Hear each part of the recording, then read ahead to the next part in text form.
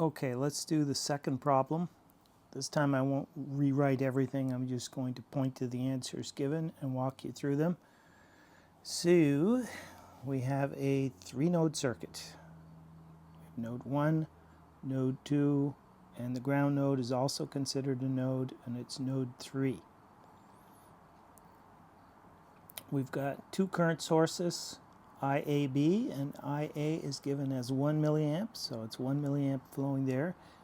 And then we have IB, and IB is given as 4 milliamps. So there's 4 milliamps flowing from V2 down to ground. Then we have a 3 ohm resistor with an annotated current running into it from V2 to ground of I3. We have an R2 resistor, and flowing through it is I2. And then we have an R1 resistor, and flowing through it is I1. So we'll take the currents in the directions as given.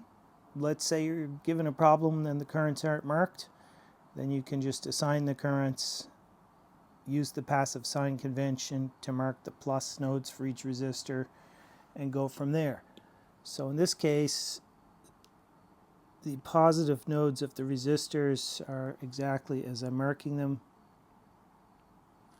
And you guys should remember why, but it's part of the bookkeeping that we call the passive sign convention. Okay, so how do I get started? Well, I can just start writing KCL expressions at the nodes. I'm going to write one at the V1 node, and I'm going to write a second KCL expression at the V2 node. Now it's nice that the current sources tell you exactly what the current is on that branch. So on this branch, we know the current is 1 milliamp. So it's going to be positive 1 milliamp going into V1. Now, for whatever reason, probably just for educational purposes, we're going to apply KCL at node 1, assuming the current into the node is negative. So this will be counted as a negative value. The currents out will be positive. So I1 will be positive and I2 will be positive. And let's make sure that's what's expressed over here in the equation. We have 1 milliamp, or IA. You'll see it's going into the node, so it's a negative quantity. Then we've got I1 coming out of the node. And wow, what happened? How did we get V1 over R?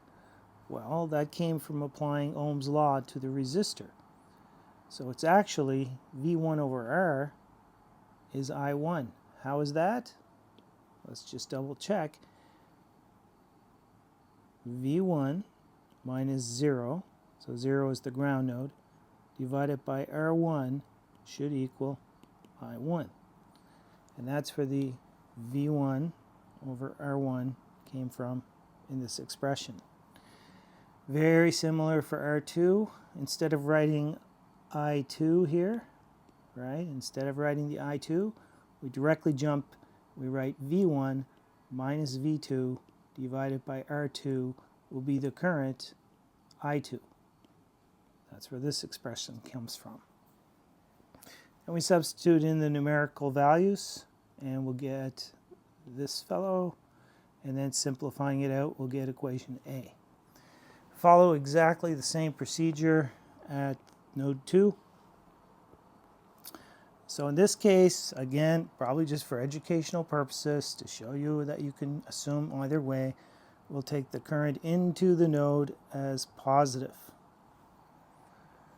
So we're going to keep the same direction for I2. It's going into V2. So that will be V1 minus V2 over I2 is, over R2 is I2. And that appears here. So this term is the I2. The IB is the easy one. It's coming out of the node. Out of the node is negative because into is positive. So that's where the IB came from, negative. And the last one is this one, flowing down into R3. That will be V2 minus the reference 0 divided by R3 gives me I3. Let's make sure it's correct.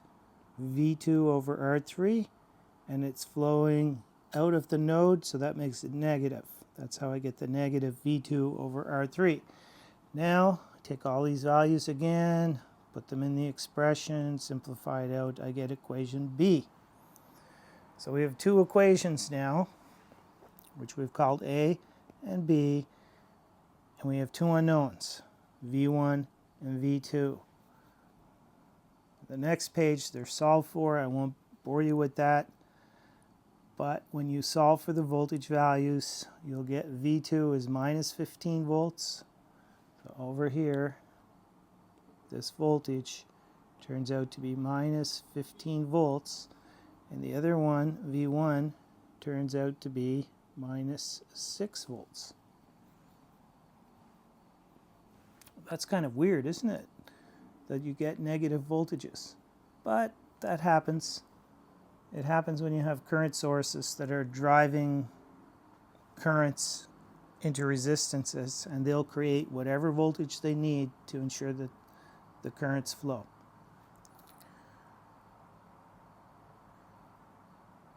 And what's the next thing?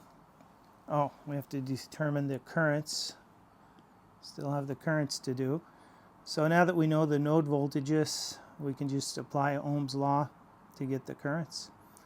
So I1 in this case is V1 divided by R1, right here, minus 5 milliamps.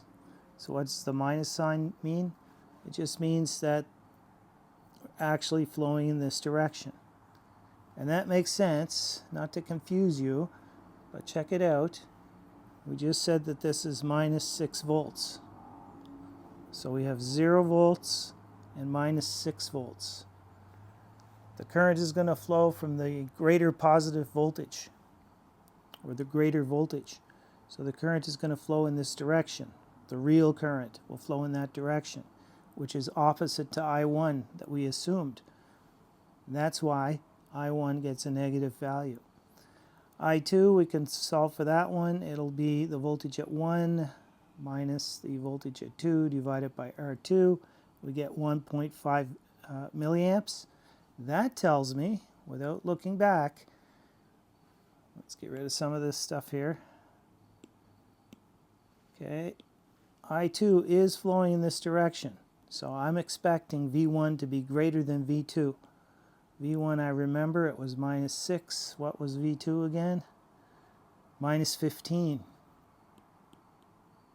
So that makes sense. Minus 6 is greater than minus 16. And I3, minus 2.5 milliamps. So we have 15 volts divided by 6 kilo ohms. Right there.